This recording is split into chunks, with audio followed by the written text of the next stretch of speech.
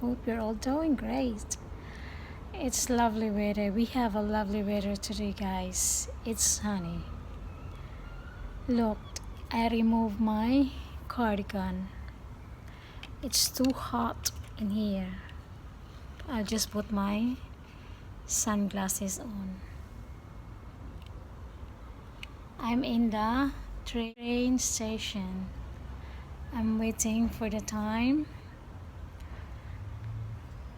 that they're gonna arrive 58 past 5. So I have to wait. Let us check the time. We have 22 minutes. Now I'm gonna tell you of what was going on my day. Well, everything was fine. I just keep it confidential.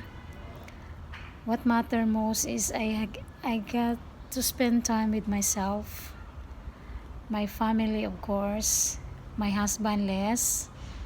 He's very supportive of what I wanted to be, and of where I'm going to, everything. He's very supportive. Not to mention all those stuffs. As a wife, I understand him as well. So I'll do whatever I can. This is the train station, and I'm alone here. I know I have the lady there, the woman. Apart from that, probably the rest will be arrived later. And I'm using bank charger. But I'm gonna give you a tour here. You just have a stand. I just leave my stuff there. So I had a lovely time, guys. With the blessings of the Lord, we got our new house, and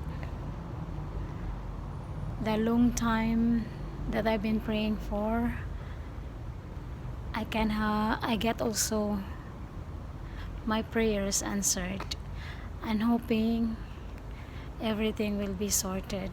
My daughters, they plan to go, of course, everything will be sorted. They're gonna get on with their plans. And look at the sun. And I'm very thankful with my family here in UK. My family is in the Philippines, my sisters in the US, my relatives around the globe. Most of all, thank you, Lord Jehovah. Thank you, Lord God, for everything. Through your Son, Jesus Christ, our Lord and Savior. Amen.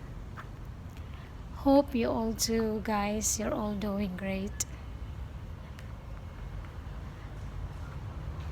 It's really nice to relieve,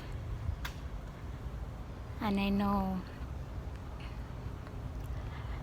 I'll be in good hands. I know I'm in good hands. My family here, my husband, and the people that surrounds me. Of course, I trust my husband. They're quite busy with their shops, with their own shop. My daughter as well. She's very clever, and she wants to be a businesswoman someday, and it's a good practice for her as well. And she has a good money management, which I really appreciate. She knows how to budget. She knows what she really need to buy from what is necessary. That's all that matters. Joey knows how. My youngest daughter Joey, she knows as well how to budget.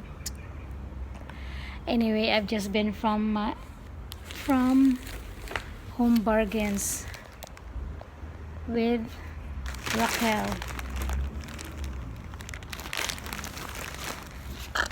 I met a Filipina there. She's very kind. She offered me a lift.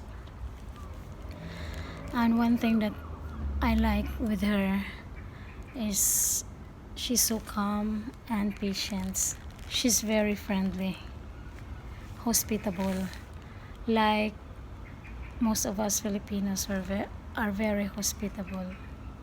Okay guys, it was just an update to you all.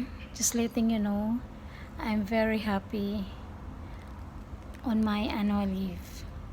It was very successful and fruitful days. Thank you also to my family, my husband, my daughters, and to my loved ones.